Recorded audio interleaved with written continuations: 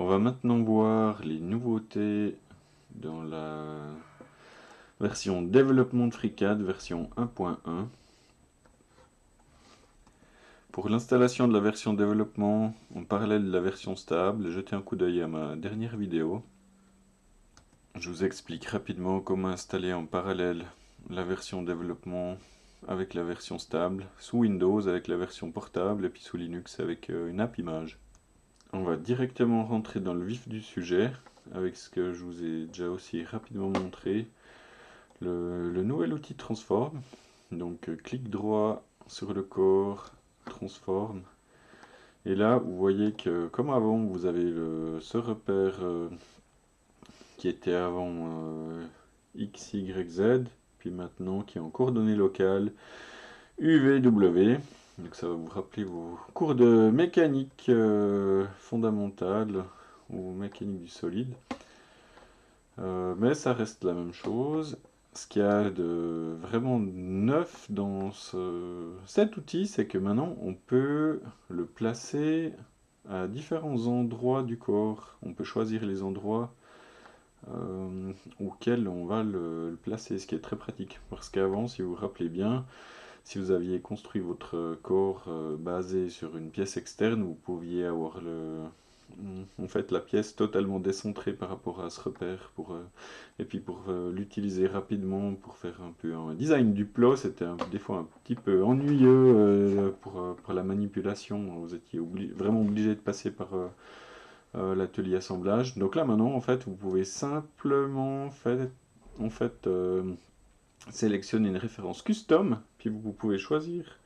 Donc si je veux tourner cette pièce d'articulation par rapport à cet axe-là, je peux le faire.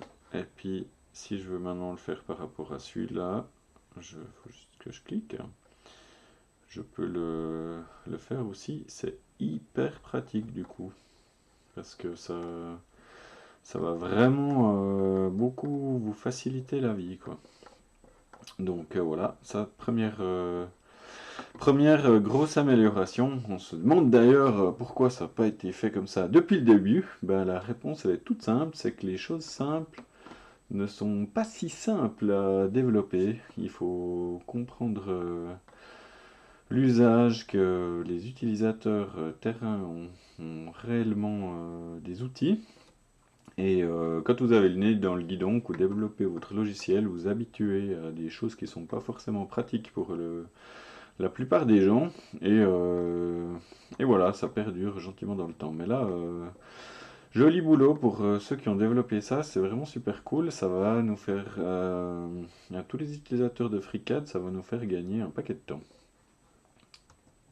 Autre grosse amélioration dans cette nouvelle version, l'outil perçage. Donc ici j'ai cette plaque, donc on va vérifier que j'ai activé le corps, il était déjà activé. Donc admettons qu'on veuille faire des trous. Pour faire des trous, vous placez simplement des cercles. Là je fais ça n'importe comment pour la démonstration. Ensuite vous sélectionnez votre esquisse et vous avez ici l'outil perçage, ou en anglais. Et là, magnifique, on a une nouvelle interface qui est vraiment sympa. Pour ceux qui ont l'habitude, on avait déjà...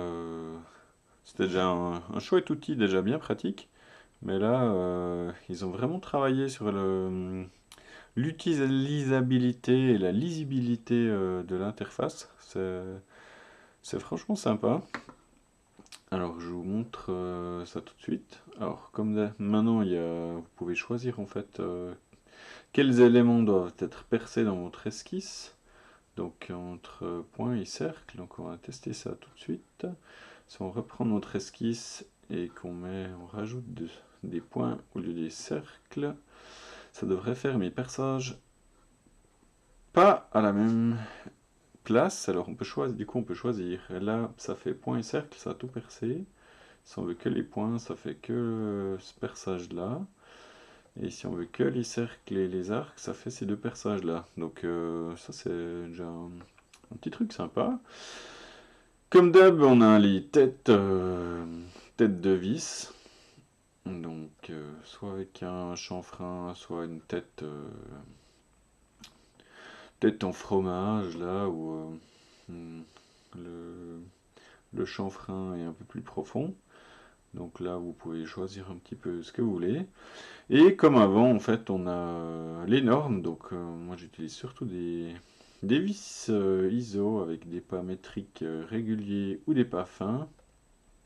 Donc là, on va enlever les têtes. Et puis, on a donc notre petite liste. On va dire que c'est du M3 x 0,5 classique. Donc ici, on a le diamètre de perçage. Donc là, c'est un passage de vis. Si vous déclarez que c'est un filetage, donc ça vous fait directement le diamètre du noyau. Comme avant, vous pouvez décider de modéliser le filetage. Et puis on peut... Là c'est cool, ça fait pas tout de suite ramer l'ordi. On peut choisir si on veut que que ça mette à jour la vue ou pas. Voilà, ça vient d'être fait. Donc comme ça, si vous avez une esquisse avec plein de perçages, ça fait plus ramer votre ordi pendant des heures. C'est vraiment au moment où vous le désirez que vous activez la modélisation du filetage, une fois que vous êtes sûr de ce que vous voulez faire. Donc c'est plutôt pratique, c'est plutôt sympa. Donc comme d'hab, mon conseil c'est apprendre en faisant, donc tester, découvrir. Donc là, je trouve qu'ils ont vraiment bien bossé. Donc là, vous avez la classe de tolérance pour les jeux. Bon, vous pouvez aussi évidemment mettre des choix custom pour les marges que vous voulez laisser autour de vos perçages. Donc c'est vraiment chouette si on regarde les pas fins là. La liste maintenant est vraiment bien claire, bien nette, ça correspond bien à la réalité du terrain. Donc là, c'est propre, net et bien pratique. Donc voilà. Maintenant, prochain élément. À nouveau pour nous faire gagner du temps. Donc admettons qu'on veuille réutiliser la géométrie de cette articulation pour construire quelque chose sur cette plaque. Bah, ça se passe comme avant. Donc on va faire ça vite fait. Donc on va placer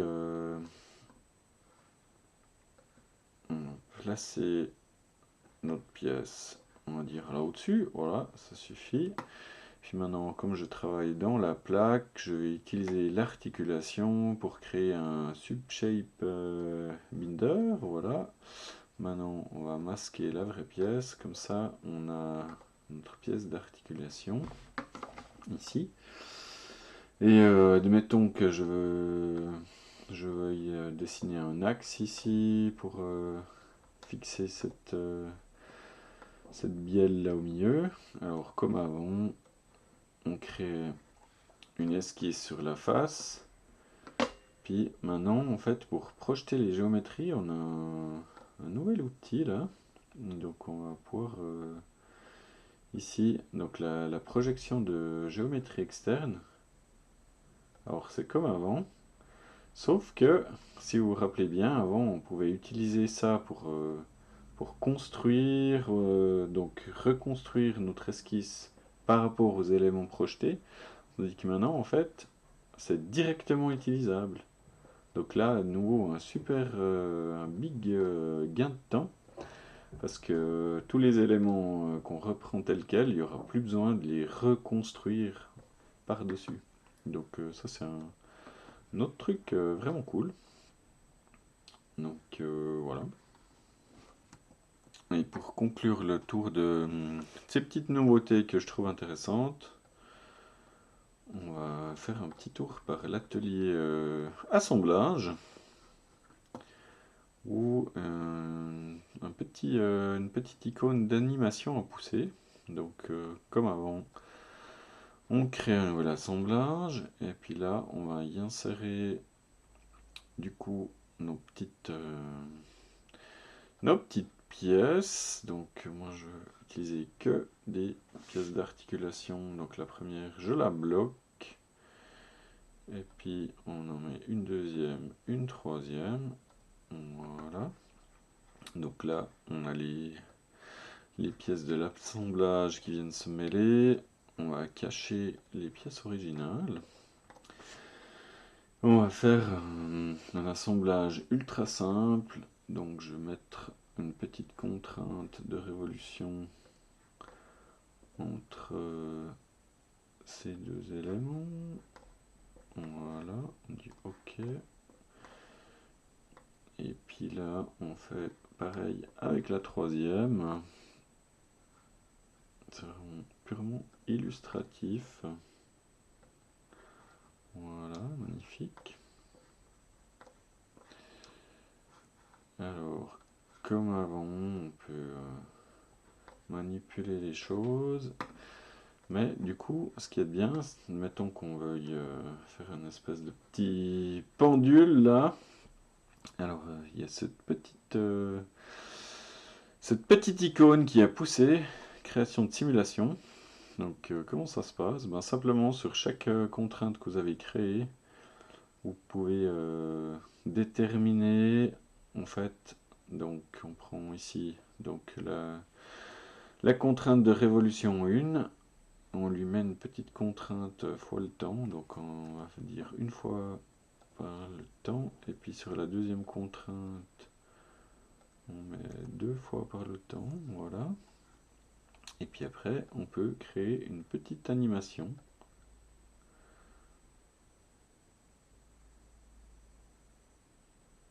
Voilà, c'est sympa. Du coup, là, on a un super outil pour animer toutes sortes de mécaniques. Et puis, c'est ultra simple. Donc là, c'est un exemple très simple, mais on peut faire des choses beaucoup plus compliquées, mais on n'a pas le temps de montrer ça dans une petite vidéo, là. Donc voilà, c'est franchement intéressant. Donc on va arrêter ça. Donc tout le détail donc des nouveautés qui sont en cours de développement dans cette future version, et version développement actuelle, se retrouvent donc dans les notes de version sur FreeCAD. Je vous laisse parcourir le détail, je vous laisse suivre ça gentiment par vous-même si ça vous intéresse. Tout est détaillé, donc il y a des choses qui vont encore apparaître petit à petit. Donc si vous êtes curieux, friand de nouveautés, ça vaut la peine d'avoir un œil là-dessus. C'est franchement cool. Donc voilà, j'espère que vous aurez trouvé ça intéressant. Comme d'hab, faites-moi part de vos remarques, questions. Je suis toujours friand de vos feedbacks. Allez, à plus!